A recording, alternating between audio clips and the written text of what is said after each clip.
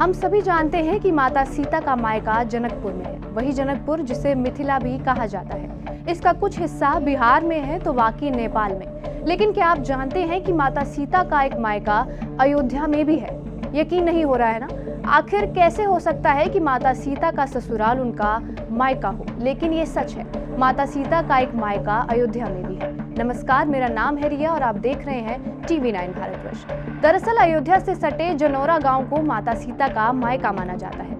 इसके पीछे पौराणिक मान्यता ये है कि ये गांव राजा जनक ने अयोध्या के राजा दशरथ से खरीद कर बसाया था, इसलिए जनौरा राजा जनक की मिल्कियत कहा जाता है। जनौरा में राजा जनक का महल भी है और उनके आराध्य शिवजी का मंदिर भी। यहाँ सीता कुंड है तो यज्ञ हवन के लिए ब्रह्म कुंड भी मौजूद है। जनक चौरा का उल्लेख महर्षि वाल्मीकि ने रामायण में भी किया था। रामायण में इस जगह का नाम जनक चौरा दिया हुआ है। धीरे धीरे लोग जनक चौरा को जनौरा कहने लगे, इसलिए राजस्व रिकॉर्ड में जनौरा नाम ही दर्ज है। अब इस गांव की पौराणिक कथा पर आते हैं। वाल्मीकि रामायण के अलग अलग प्रसंगों के मुताबिक राजा जनक बड़े रूढ़िवादी और पारंपरिक व्यक्ति थे। उन्होंने सीता का विवाह करते ही राम के साथ विदा तो कर दिया, लेकिन पुत्री के वियोग में वो दुखी रहने लगे। सीता को ससुराल भेजे एक पखवाड़ा गुजर गया। राजा जनक को कुलगुरु ने सलाह दी कि अब सीता जी को कलेवा भेज देना चाहिए। कुलगुरु की सलाह पर राजा जनक खुद कलेवा लेकर अयोध्या जाने का फैसला करते हैं, लेकिन उस समय दिक्कत ये थी कि अयोध्या में वो कहाँ रुकेंगे, कहाँ खाएंगे और क्या पिएंगे। दरअसल परंपरा ये है कि बेटी के विवाह के बाद माता पिता उसके घर का अन्न तो दूर पानी भी नहीं पी सकते। ऐसे में राजा जनक एक दूत अयोध्या भेजते हैं और राजा दशरथ से उचित दाम पर एक भूखंड देने का आग्रह करते हैं। जनक के इस आग्रह पर राजा दशरथ तो एक बार हैरत में पड़ गए, लेकिन फिर उन्होंने महामंत्री सुमंत को आदेश दिया कि वो मिथिला के दूत की इच्छा पर कोई भी भूखंड देकर उसे राजा जनक के नाम कर दे।